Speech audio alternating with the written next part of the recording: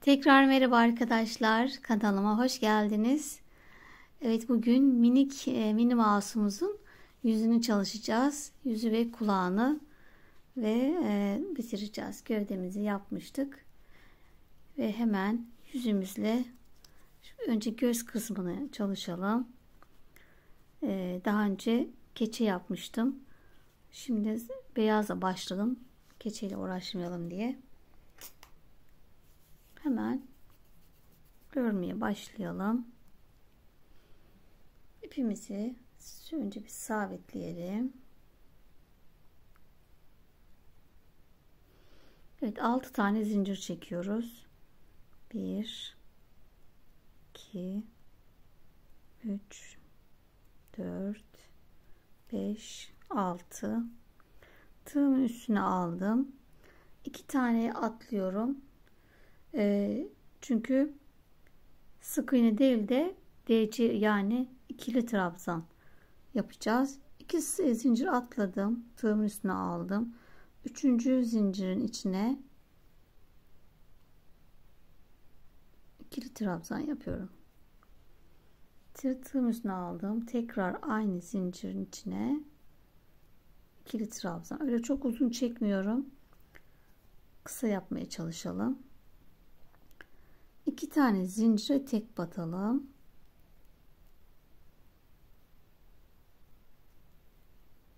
Bir ve 2. Evet. Son zincirime 5 tane.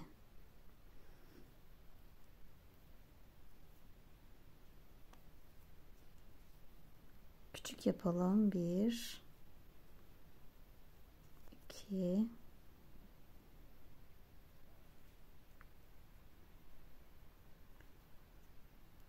3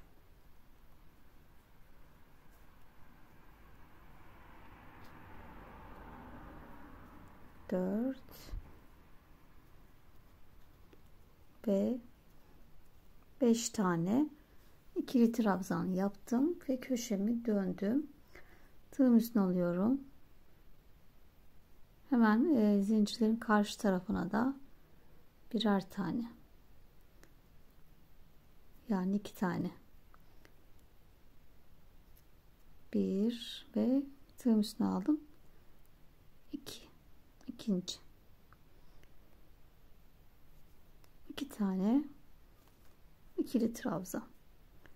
En son ilk başladığım tığım üstüne aldım ve ilk başladığımız ilmeğin içine 2 tane yapıyoruz.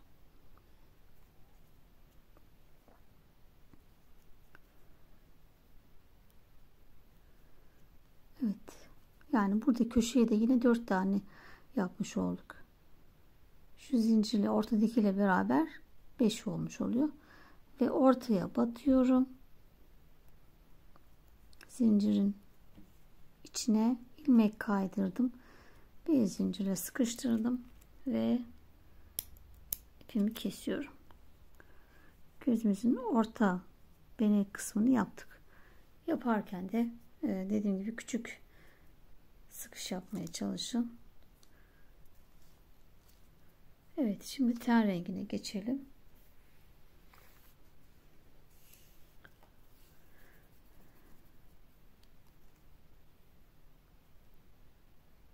İpimi sabitledim. Tam ortaya bir tane sık iğne ile başlıyorum. Tam şuraya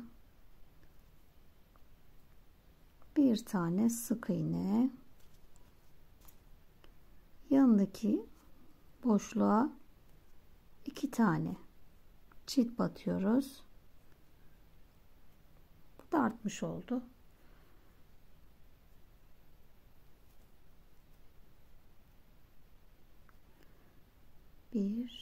Bakalım buraya. 1 2 3 4 tane. 3 4. Evet, 4 tane sık iğneyi tek batalım.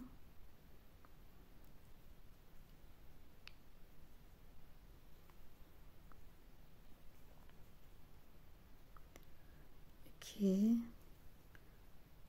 3 ve 4 tane tek battım.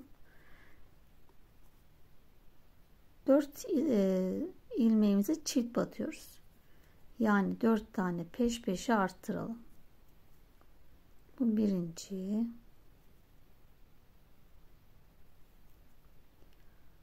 İkinci. Üçüncü. Ve dördüncü. 4 tane peş peşe arttırdım. Tekrar 4 tane tek batıyorum. 2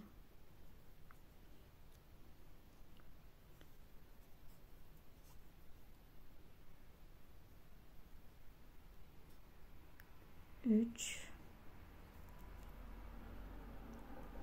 4 ve ilk başladığıma yine ortaya bir tane çift, yani aynı ilmeğin için bir tane daha batarak burayı çift yapmış olduk ve ilmek kaydırarak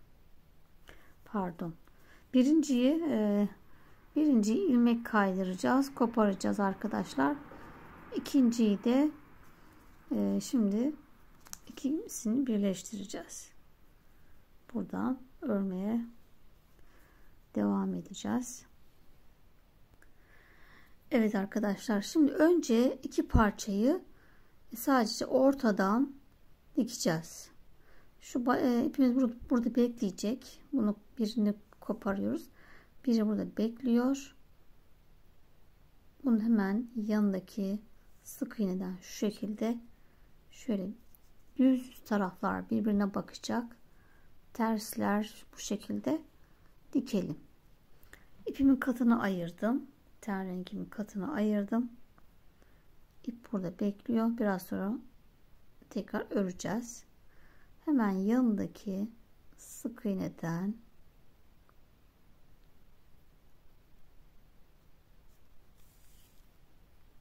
burayı dikelim.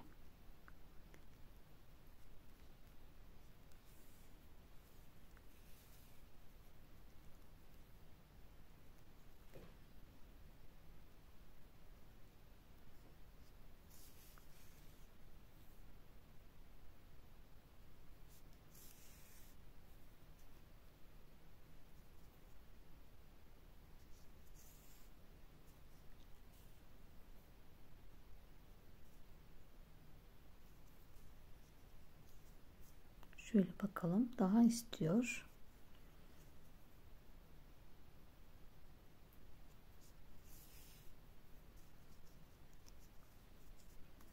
Evet, sanki böyle yeterli gibi.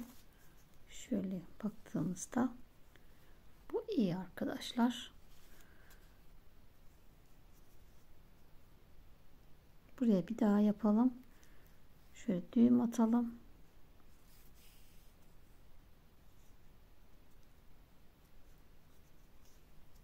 Evet.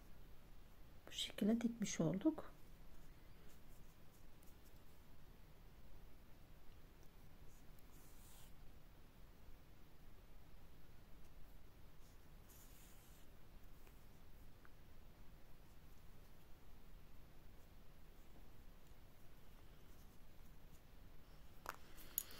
Evet, ipimizi keselim artık.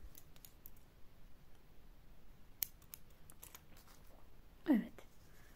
Bu şekilde yaptık. Şimdi çevresini sık iğne ile öreceğiz.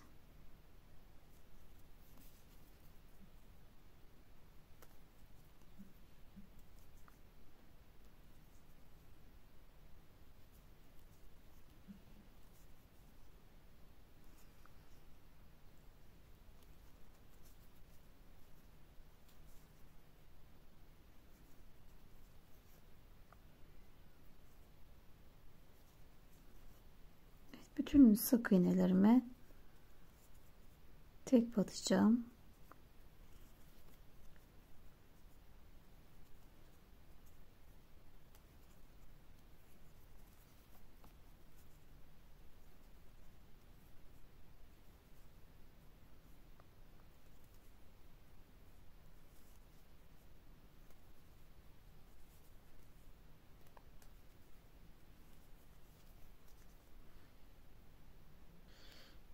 Evet, şimdi tam ortaya geldim.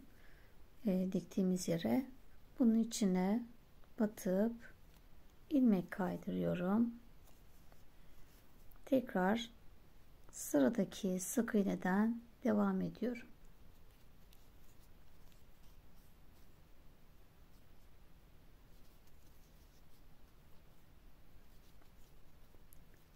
Bu şekilde eksiltme artırma yapmadan hepsini tek batıyoruz.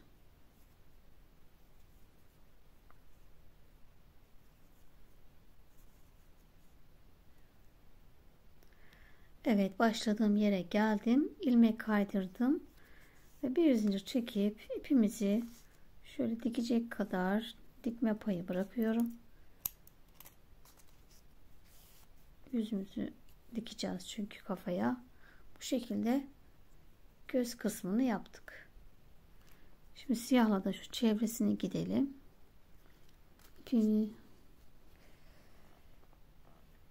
Şöyle bir ip koparalım siyahtan.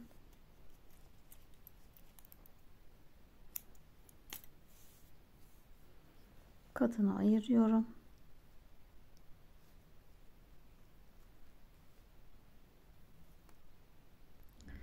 Evet, gözümün bir tanesini çevreledim arkadaşlar. Belirginleştirdim.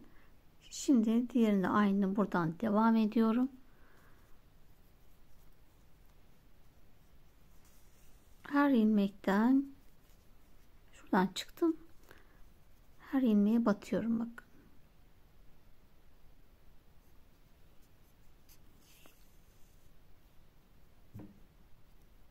Hemen sıradakine battım.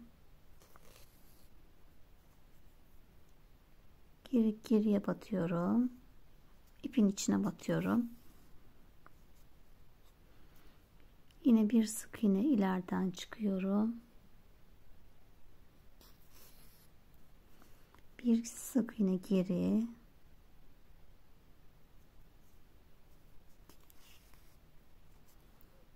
Bir sık iğne ileriden. Bir sık iğne geri. Bu şekilde sık iğnelerin üstüne batıyoruz.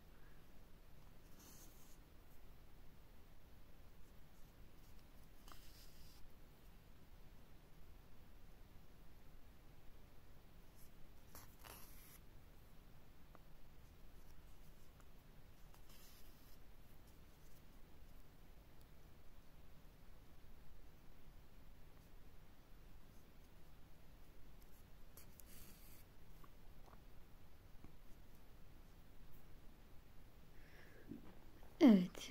Burayı da çevreledim. Ve şimdi buraya da kirpik yapalım.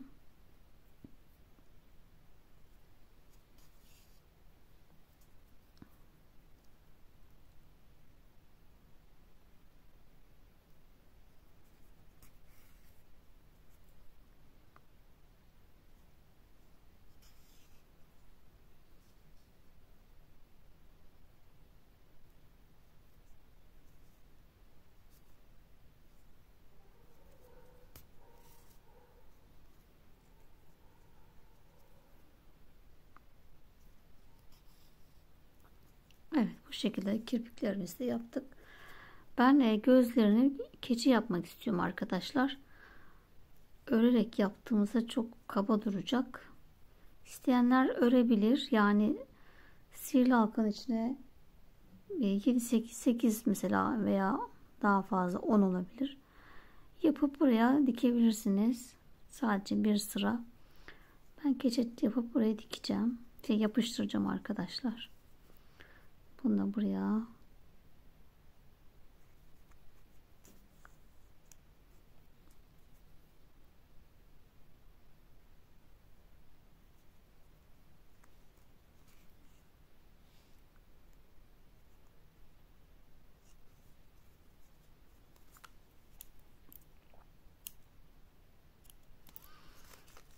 Evet, gözümüzü yaptık.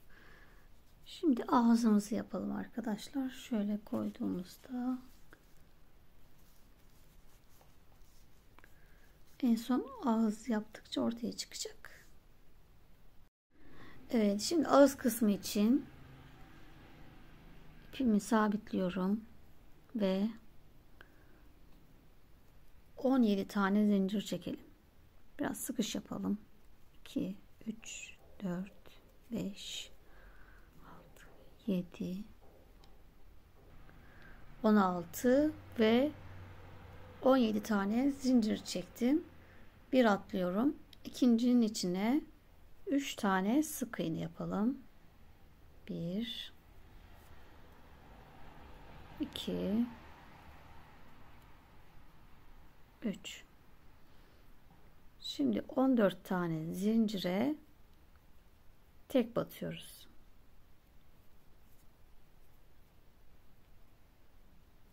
Hepsine bir tane sık iğne yapıyoruz.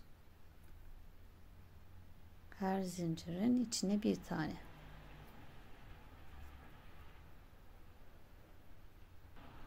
Evet, 14 tane tek battım. Son zincirimin içine 3 tane sık iğne. Aynı boşluğa 3 tane.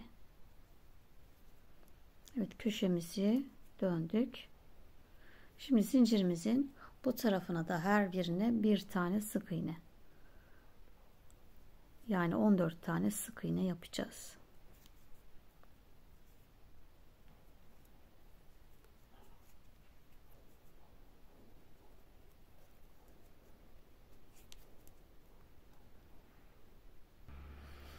Evet, birinci sıramızı tamamladık.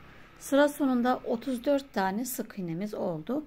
İkinci sıradayız ve 3 tane peş peşe arttırıyoruz. Çift batıyoruz yani. Bu birinci çift. İkinci çift. Üçüncü çift. Evet, 3 tane peş peşe arttırdık. Şimdi 4 tane tek batalım. 1, 2, 3, 4 tek. Şimdi burada çene kısmını yapacağız. Tığın üstüne aldım. Bir tane tekli trabzan batıp çıkıp hepsini bir kapattım. Tığın üstüne aldım. 3 taneye ikili trabzan yapacağım. Batıp çıkıyoruz. 1, 2 defa da kapattık. Tekrar tığın üstüne aldım. Sıradakine batıp çıktım. 1, 2. Tekrar 1, 2. 3 tane peş peşe ikili trabzan. Tekrar bir tane tekli trabzan. Hepsini bir kapattım. 5 tane sık iğne yapalım. 1, 2, 3, 4 ve 5 tane sık iğne. Şimdi köşeye geldik. Yine bu 3 taneye çift batıyoruz. Peş peşe 3 tane arttırma yapıyoruz.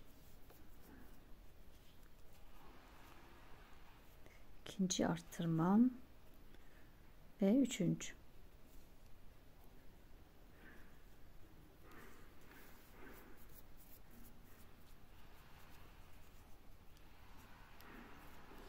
Evet, 5 tane tek batalım. 1, 2,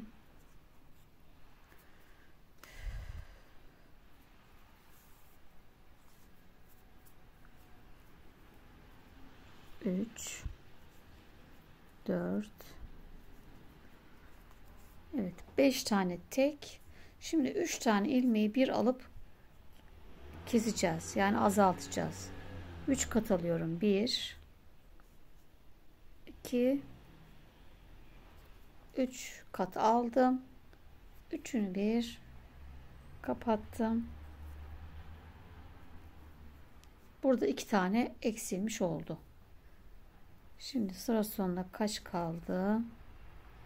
1, 2, 3, 4, 5.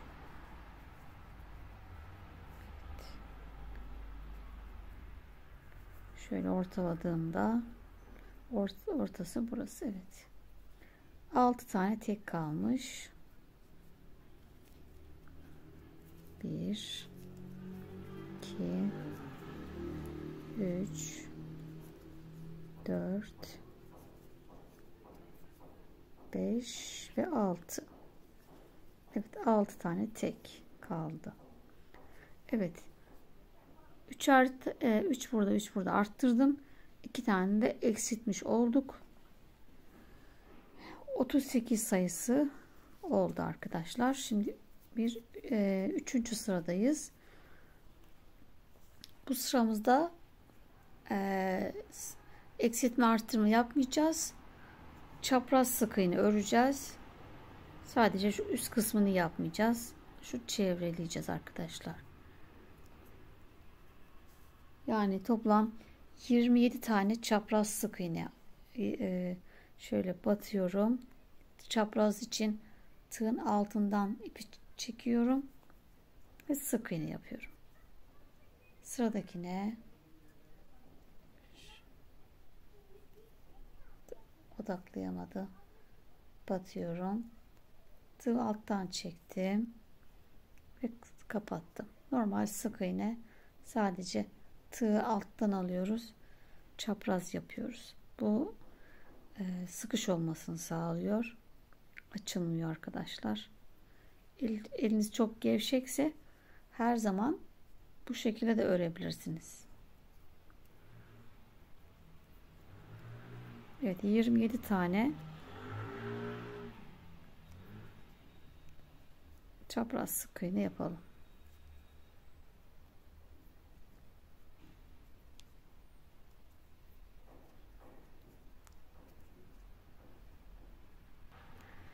Evet, 27.'yi ilmek kaydırarak yapıyorum. Bir zincir çekip ipimizi koparalım. İnce iple dikeceğim için ip bırakmadım arkadaşlar. Böyle kopardım. Şimdi yüz parçamız da hazır. Şimdi şöyle bir oval göz kullanacağım arkadaşlar. Şöyle oval. Yani burun olarak bunu kullanacağım, şu orta yere. Daha sonra burasını eriteceğim. Şimdi tam böyle ortasını buluyorum. Şu kestiğimiz yer. Tam orta burası. Azalttığımız yerin ortasına şöyle bir aparat yardımıyla, makas da olabilir, buraya açıyoruz. Buraya onu yerleştiriyoruz.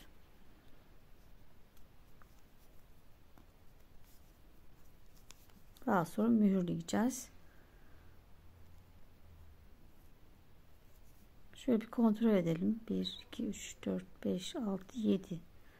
Burada 1, 2, 3, 4. Bir tane kayacağım. Tam orta olmamış oldu. Zincirleri sayarak ortasını birleyebiliriz. Hemen yanındakine tekrar esnetiyorum. Evet.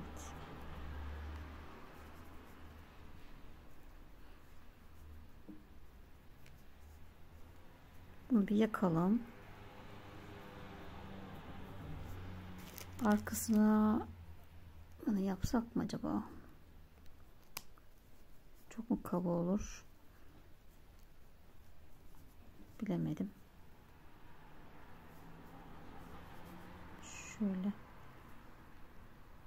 Kenarda dursun. Bunlar ne kadar gevşekler. Bir mühürleyelim bunu. Eritelim. Evet, şimdi ucumuzu yakalım.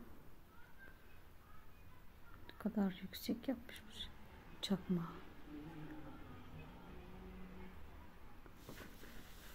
Böyle bastıralım. Mühürlemiş olduk.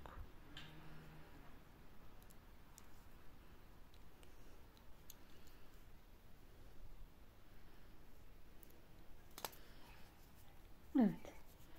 Şöyle.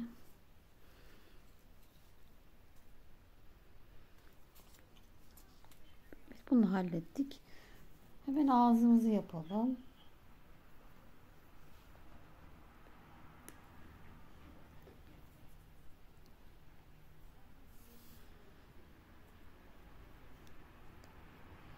Katına ayırdığım siyahla yapacağız. Şimdi şu ilk başladığımız zincirin o yerinden, şurası ilk başı, buradan bu 1 2 üçüncüden çıkacağım, alttan üçüncüden çıkıyoruz. Şöyle yine karşıda aynı, şurası başlangıçtı, 1 2 üçüncüye batıyoruz.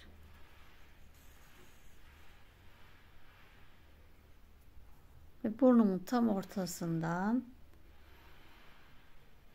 alttan, tam ortadan çıkıyorum. Buraya tutturacağım.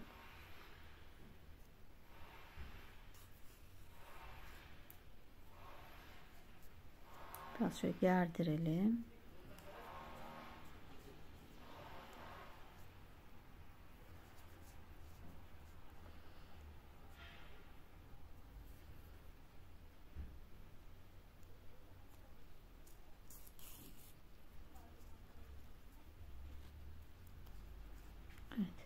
Bunu yine şöyle bir tutturalım. İpin içine batıyorum.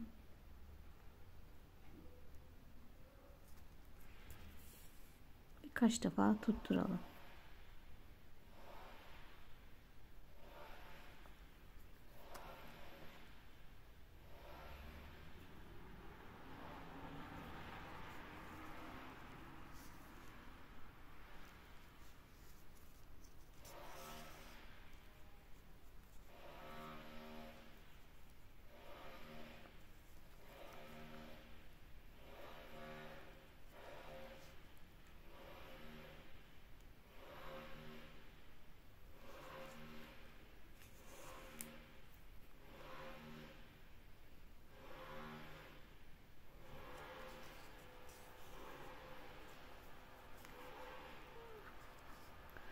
Evet, şuradan da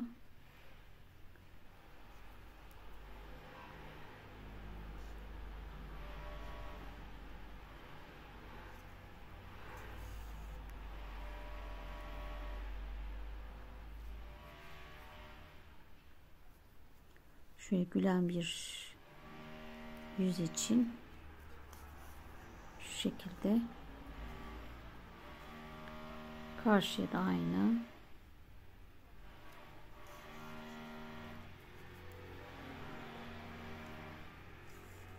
Evet, böyle gülen bir ağız yaptık.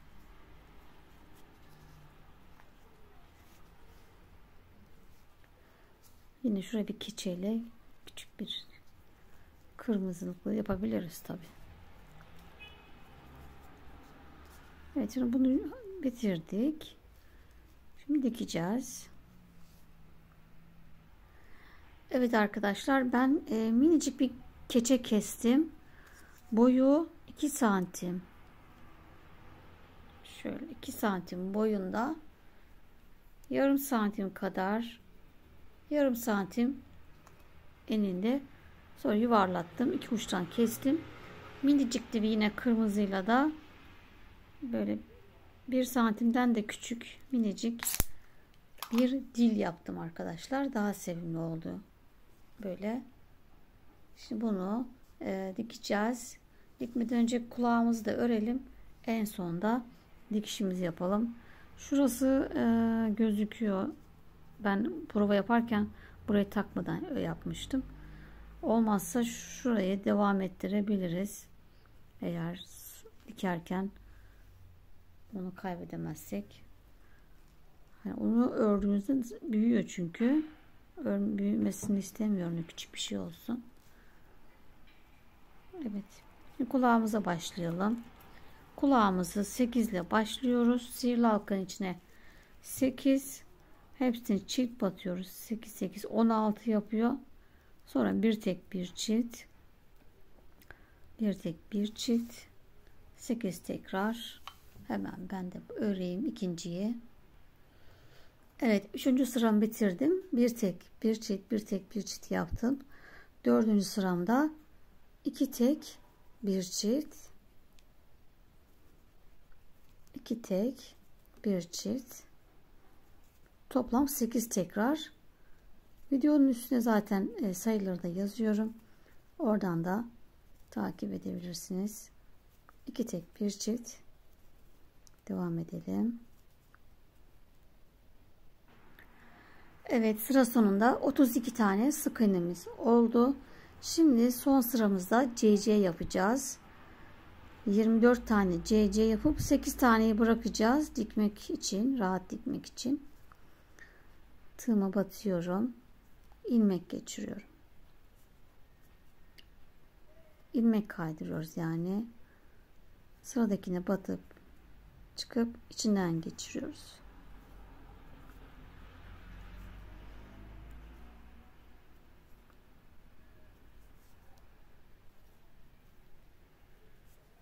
Ben tek kat yapıyorum.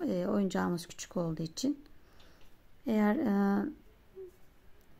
çift yapmak isterseniz de aynı 2 tane yapacaksınız ve bunları böyle birleştireceksiniz.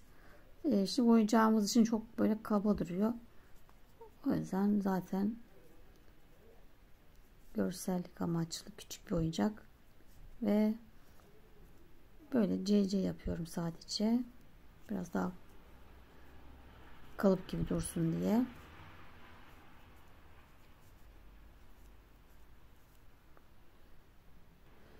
Evet, 24 tane CC yaptım ve şöyle dikecek kadar, kulaklarımız dikecek kadar uzun bırakıyorum. Evet, kulaklarımız da hazır. Şimdi yüzümüzü şu önce göz kısmını dikeceğiz. Şöyle bir ayarlayalım.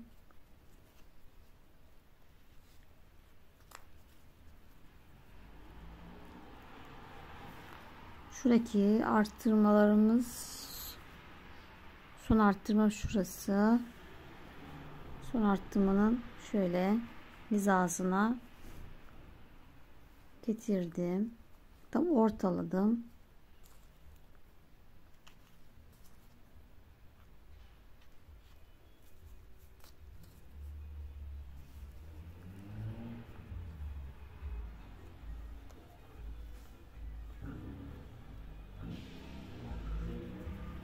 İyi gibi böyle yeterli.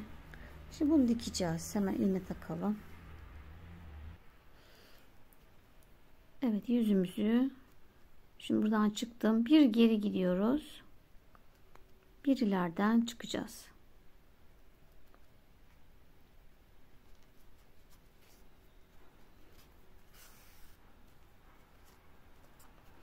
Tekrar bir geri,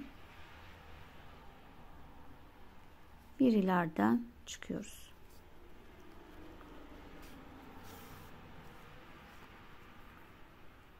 Bir geri,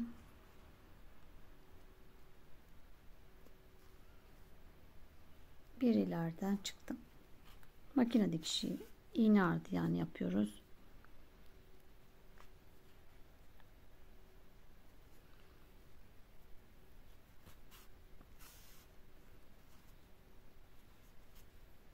Sıramız bitene kadar devam edelim. İnce iple daha da güzel olur.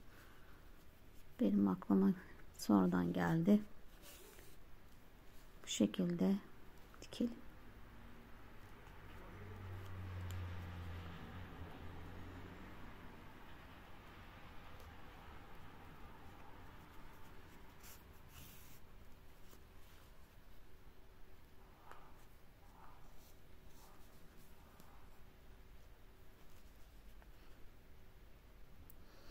Evet, yüzümüzün dikişi bitti arkadaşlar.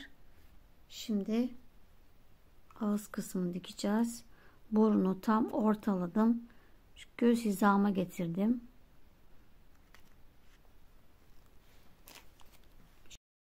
Evet, yüzümüzü tam gözümüzün altına gelecek şekilde yerleştiriyoruz. Ve kaldığımız yerden ipim buradaydı. Ve siyah renkli her şey görünüyor. İpimi incelttim. Daha rahat hem dikiliyor. Şöyle yine aynı şekilde dikelim.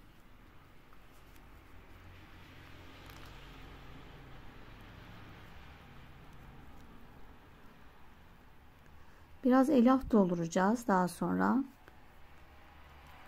Dikerken bir boşluk bırakacağım.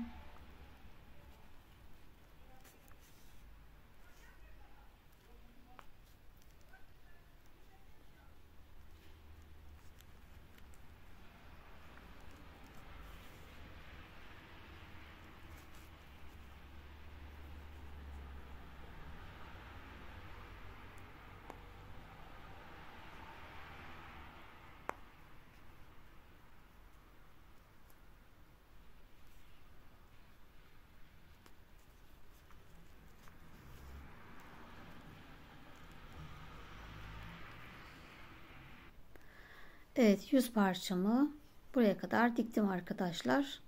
En son şöyle bir aralık kaldı. Buraya da biraz elyaf dolduracağım. Mecbur değilsiniz. Böyle de durabilir. Ben yine de alışkanlık şöyle biraz doldurmak istiyorum.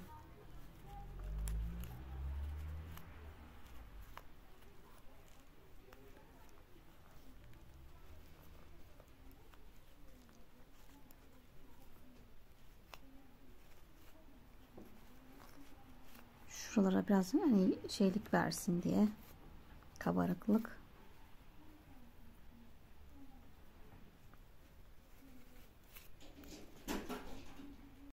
Evet, ağız dikişimi tamamladım arkadaşlar. Şimdi eğer bu şekilde bir burun takmak istemiyorsanız veya elinizde yoksa şu şekilde küçük bir burun örebilirsiniz. 6 ile başlayacaksınız. 6 ile başlıyoruz. Daha sonra bir tek bir çift, bir tek bir çift, bir tek bir çift yapıp 9 tane sık iğne bir sıra düz öreceğiz.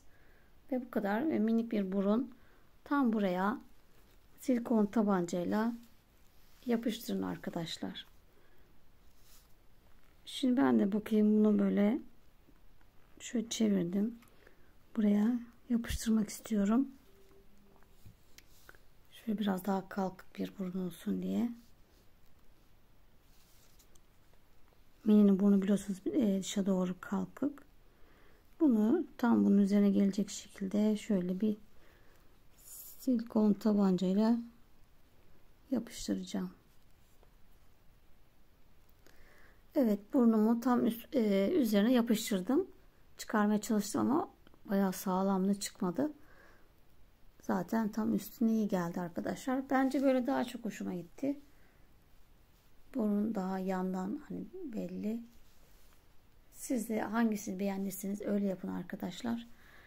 Ben çok karar veremedim. Şimdi bakın böyle yaptıkça daha tatlı oluyor. Şimdi kurdelamızı yapalım. Şimdi kurdelam için şöyle biraz ördüm. 2, 4, 6, 8, 10. Evet. 11 tane zincir çektim. Daha sonra döndüm. Hepsini sık iğne olarak ördüm. 10 sık iğne. Bir zincir çekip dönüyorum. 10 sık iğne şeklinde. Toplamda 2, 4, 6, 8, 10, 12, 14 sıra ördüm. Şu şekilde yapacağız daha sonra. Şimdi bütün çevresini sık iğne ile gidelim. Burayı ördüm zaten. Diğer 3 tarafı daha dolanacağım.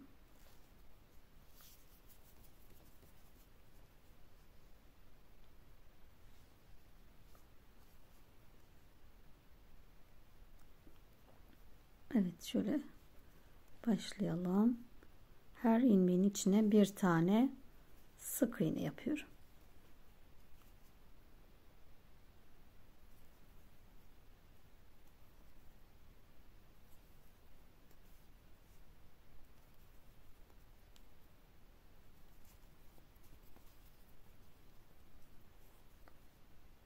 Bu şekilde bütün kenarları dolanalım. Köşelerde çift batalım.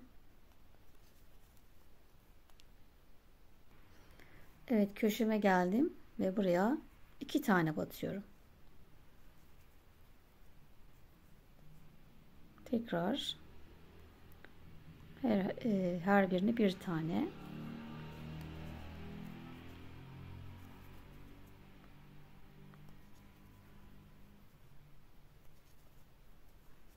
Köşelerde, tam köşede 2 tane.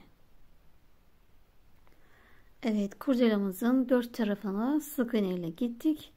Şimdi şöyle önce ucu küt olan ipimi taktım. Biraz uzun kestim. Şekil vereceğiz çünkü aynı iple de kafaya dikeceğiz. Şu şekilde katlayalım. Ortadan şöyle 2 tane buradan, 2 de buradan katlıyoruz. Şu şekil.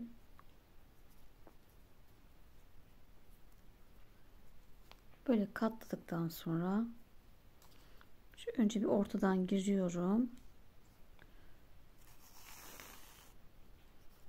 Tam ortadan. Sonra bu şekil verdiğimiz yeri şöyle içinden geçiyorum. Tutturmuş oldum. Evet, şimdi bunu şöyle dolayalım.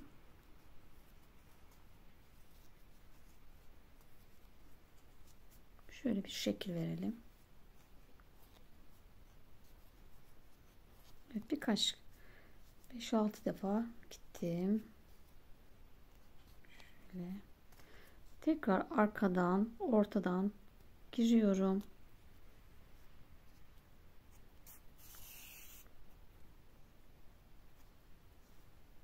Hemen yanına batıyorum.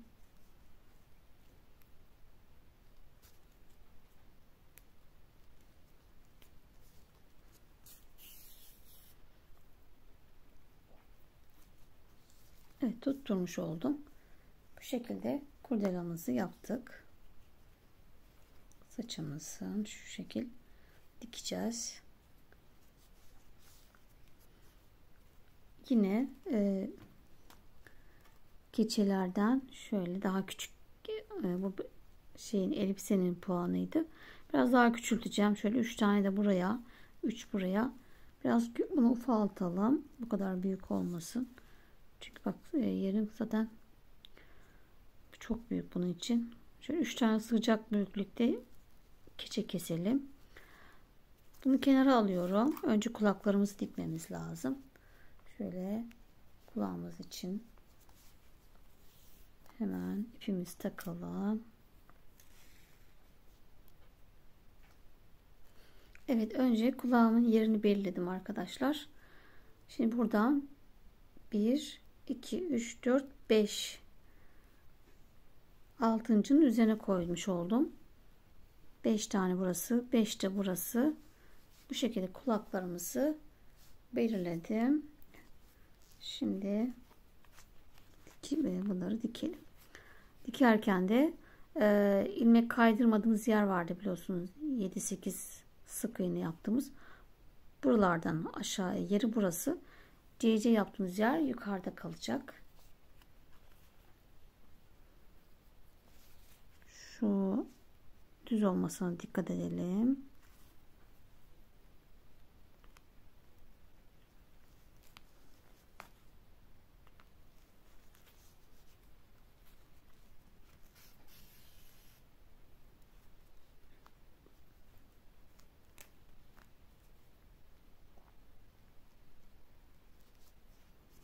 İki tarafa dikeceğim.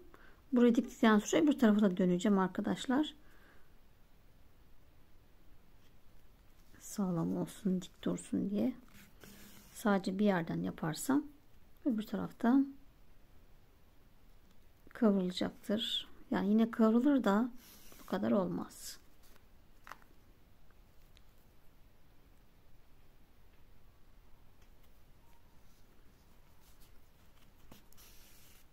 Evet, şimdi buraya dönüyorum.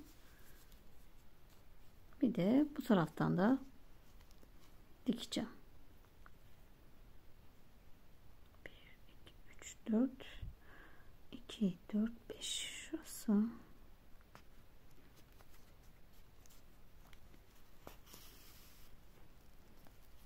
Evet, burayı döndüm. Şimdi buradan da dikelim.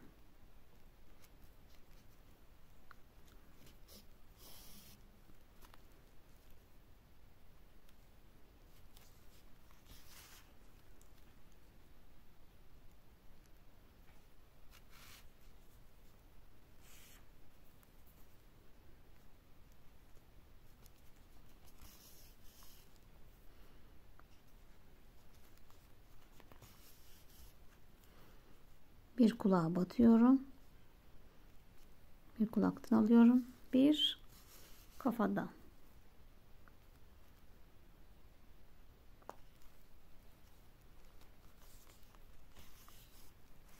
Evet, kulağıma diktim. Şimdi aynısını karşıya dikelim. Aynı şekilde.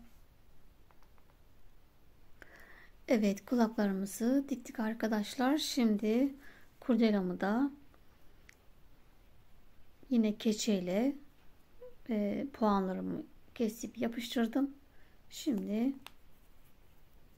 iki kulak ortasına, tam kulağımızın ortasına dikeceğiz. İsteyen yapıştırabilir. Şöyle tam ortaya buluyoruz ve kafamıza dikiyoruz.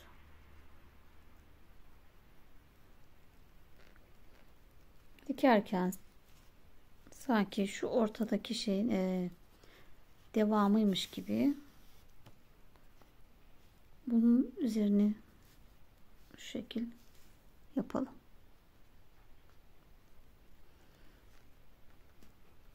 Bu hizadan dikelim.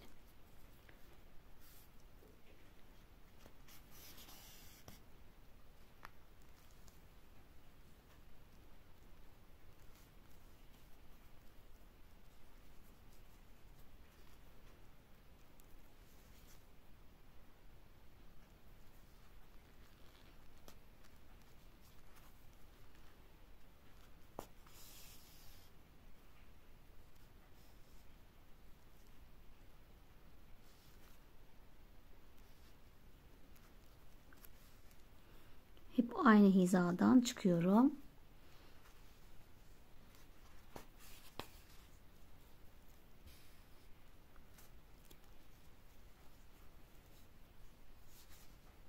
Bu şekilde.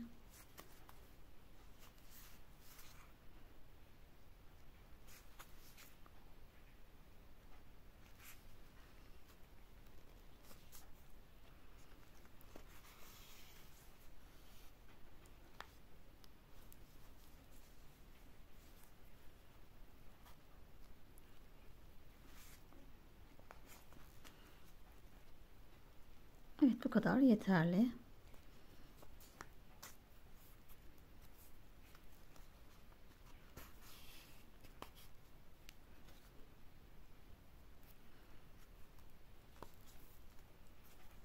En son arkada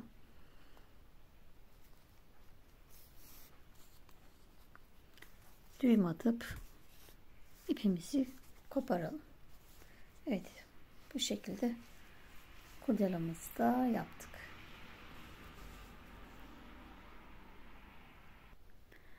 Evet arkadaşlar, bütün parçalarımızı ördük, diktik ve şimdi en son finali, yani kafayla gövdeyi birleştirmeye geldi. Şimdi gövdemdeki son dolgu işlemini yaptım. Yine boyunda da bir sıra söktüm arkadaşlar. Boyun ve kafa aynı sayıdaydı. 14'tü. Şimdi bu yine ördü 14. Bunu ellemedim. Boyunun bir sıra söktüm. 18 yani. Bunu da size söyleyeyim. Şimdi bu 2 sıra boyun kısmını içeriye yerleştiriyorum. Pardon, önce araya şöyle bir kalem içi, tükenmez kalem içi koyacağım. Siz elinize hangi materyal varsa, evet, elektrik teli veya işte boru gibi, ben elime bu geçti. İçi boş. Bitmiş tükenmez kalemi. Böyle yerleştirdim. Buraya da kafamı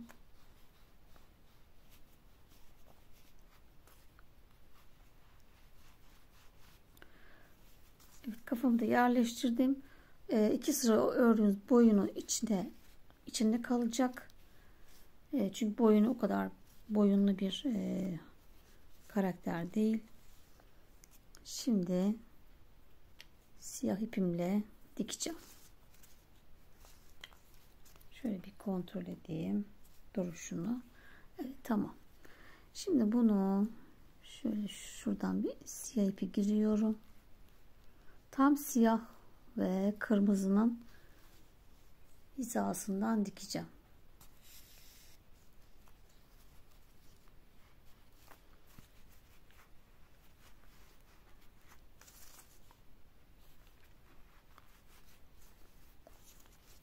İsteyen döner kafa yapabilir. Döner kafayı bayağı bir uzun örüyorsunuz. Boyunu bayağı bir uzun örüp sonra bunu yerleştiriyorsunuz. Evet, şimdi ipimi buradaydı. Buradan siyah da olduğu için biraz zor oluyor. Kafamdan bir sık iğne aldım.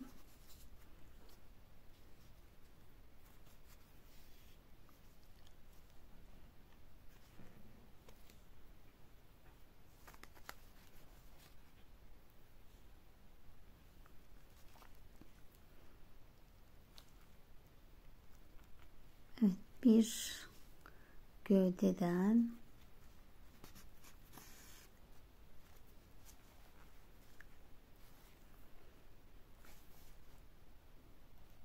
bir kafa,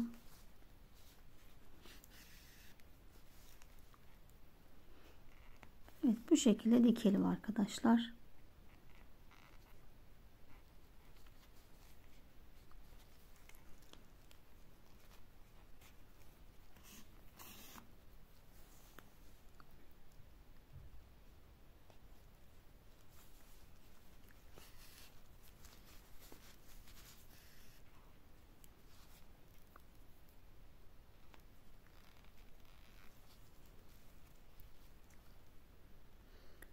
Evet arkadaşlar, kafamızı da diktik ve mini mouse'umuzu tamamlamış olduk. İsteyen kuyruk örüp şu arka kısma eteğin altından dikebilirler. Evet, ben artık burada videoyu tamamladım. Boyumuzda şöyle kurdeladan ölçersek tam 20 santim boyunda oldu. Bu tarifi kadifeyle de örebilirsiniz. Kadifeyle de 40 santim civarında olacaktır. Evet, daha önceki minimizi bazı değişiklikler yaparak beğenmediğim yönlerini, şu burnu falan bir parça örüyorduk, onu beğenmediğim için onu yapmadım. Buralarda farklı. Kafada daha küçük yaptım. O 7 arttırmaydı. Bu 6 arttırmada kafamız bitirmiştim. Bunun gibi değişiklikler yaptım. Ve dediğim gibi ayağı daha büyük. Daha güzel oldu bence. Sayılar daha iyi oturdu. Evet, burada videomuzu bitiriyoruz. Kanalıma abone olmayı, yorum ve beğeni yapmayı unutmayın canlar. Kanalımızı yeniden eskisi gibi büyütelim. Desteklerinizi eksik etmeyin. Tekrar yeni videolarda görüşmek üzere. Hoşça kalın.